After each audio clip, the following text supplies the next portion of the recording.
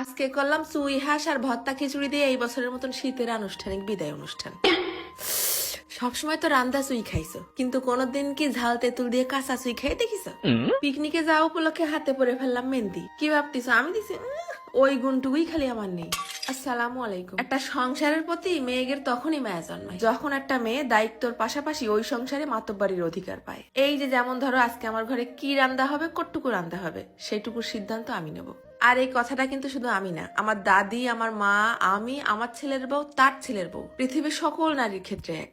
সকালতেই স্যামরাটা আমার ঘ্যানর ঘ্যানর করতে, শীত চলে যাচ্ছে, শেষবারের মতন একবার হাঁস রানবা না? তাই আমরা যশোর খুলনার মানুষ কিন্তু চুই ঝাল ছাড়া যে কোনো গোশ রান্নার কথা চিন্তাই করতে পারি না। তাই নিয়ে নিলাম খুলনা শপস ফেসবুক পেজ থেকে 1 কেজি চুই ঝাল। পেয়ে গেলাম 1 কেজি চুই ঝালের সাথে রমজান উপলক্ষে একটা রাঁধুনি হালিম মিক্স ফ্রি। চুই ঝাল কিন্তু শুধু গোশ না, যে কোনো ধরনের মাছ আর রমজানে হালিম সুলাভুনার মধ্যেও দেওয়া যাবে। আর সামনে ঈদ তো আছেই, তাই একটু বেশি করে কিনে ফেললাম। ঝালই যখন খাবো চুই ঝাল খাই, কারণ চুই ঝালের ঝালে কোনো ক্ষতি নেই, উল্টো হজম শক্তি বাড়ায়, গায়ের ব্যথা কমায়। বাজারে চুই ঝাল ময়লা মাটি মেখে থাকে, কিন্তু খুলনা সবচেয়ে চুই ঝাল একদম ফ্রেশ। তোমরা চাইলে উনাগের থেকেও পরিষ্কার করে টুকরো টুকরো করে নিতে পারবা। আমি ভাই কাঁচা খাইছি, কোনো কেমিক্যাল বা স্প্রে দেওয়ার গন্ধ পাইনি। যারা চুই ঝাল পছন্দ করে একবার হলেও নিয়ে ফেলতে পারো। পেজ লিংক থাকবে না কমেন্টের ক্যাপশনে। একদম সহজে আজকে হবে কালা ভুনা। 1 কেজি হাঁসের মধ্যে দিয়ে দিলাম 1 টেবিল চামচ নুন, 1 টেবিল চামচ করে আদা বাটা, রসুন বাটা, 1 টেবিল চামচ দিছি গরম মশলা বাটা, 1 চামচ হলুদ আর 1 টেবিল চামচ ধনে জিরে বাটা। সামান্য একটু দিছি শুকনো ঝালের গুঁড়ো। ফেলাই দিলাম 1 টেবিল খানিক টমেটো সস আর 1 টেবিল খানিক সয়া সস। ঘপ ঘপ করে 1 কাপ সরষের তেল। এখনই ফেলাই দিলাম ছেঁচে নিয়ে কিছু চুই ঝাল। সুন্দর করে মাখাই জাখাই ফেলাই দেবো 1 মুঠ খানিক পেঁয়াজ বেরেস্তা আর 2 ছোট্ট ছোট্ট কাঁচা পেঁয়াজ। কালো করার জন্য ঢেলে দিলাম 1 চামচ চা পাতিরা জাল করে আধা কাপ বানাই। তারপরে সব সুন্দর করে হাতে মাখাই নেবো। এই রাঁধুনি মশলা ছাড়া কোনোদিন কালা ভুনা হয় না। রাঁধুনি কিন্তু কোনো কোম্পানির নাম না, এই মশলাটার নামই রাঁধুনি। নিয়ে নিলাম 1 চা চামচ রাঁধুনি, হালকা টাইলে নিয়ে গুঁড়ো করে নিছি। ওই যে হাঁসটা চুলার পর তুলে দিলাম না, কিছু সময় পর এরম ভুনা ভুনা তেল উঠা উঠা ভাব হয়েছে, তখনই ফেলাই দিলাম আস্তে আস্তে বেশ কটা চুই ঝাল আর 4-5টা আস্ত রসুন। নাড়ে চাড়ে মিশাই নিয়ে ঢাইলে দেবো আবার 1 গ্লাসের মতন পানি। হাঁস সিদ্ধ হতে কিন্তু সময় লাগে।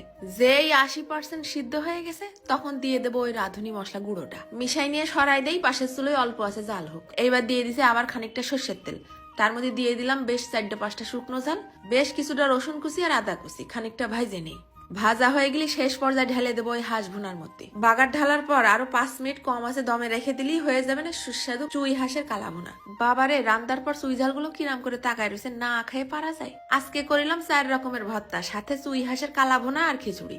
এইসব জিনিস রান্না হলে দেরিতে খাতি বসা মানে জানেরে কষ্ট দিয়া। পটাপট খাতি বসে গেছি, সব রকমের ভর্তা দিয়ে এক এক গাল করে ভাত খেয়ে শেষের দৌড়ই চলে গেছি হাঁসের দিক। কালা ভুনারে যে আজকে এত টেস্ট হয়েছে, চুই ঝালটা একদম ফ্রেশ। শুকনো ঝাল দিছি নাম মাত্র একটুখানি, আর চুই ঝাল ছেঁচে দিছি, আস্ত দিছি, ঝাল হবে না মানে। আজকে আবার আমাদের বাড়ি একজন মেহমান ছিল, ওলকপির ম্যাডাম সহ আমরা ঘরের সবাই খুব মজা করে খাইলাম। মাশাআল্লাহ, চুই ঝালটা যে কি মজা লাগিছে। তোমরা আবার খুদ ধরে না, শালার ক্যামেরা দেখাচ্ছে উল্টো উল্টো, আমি কিন্তু বাম হাত দিয়ে খাইনি। এরপর গরম গরম কালা ভুনা, ভর্তা, খিচুড়ি দিয়ে ভাত খেয়ে বসে গেছি মেহেন্দি দিতে। মেহেন্দি দেওয়ার ব্যাপারে আমি হচ্ছি একদম বেগুন। প্র্যাকটিস করলে বোধহয় হতো, কিন্তু অত ধৈর্য কই। তাই ওলকপির ম্যাডামরে দিয়েই মেহেন্দি দিয়ে নিছি। সুন্দর হয়েছে না? চলে যাচ্ছি, ধন্যবাদ।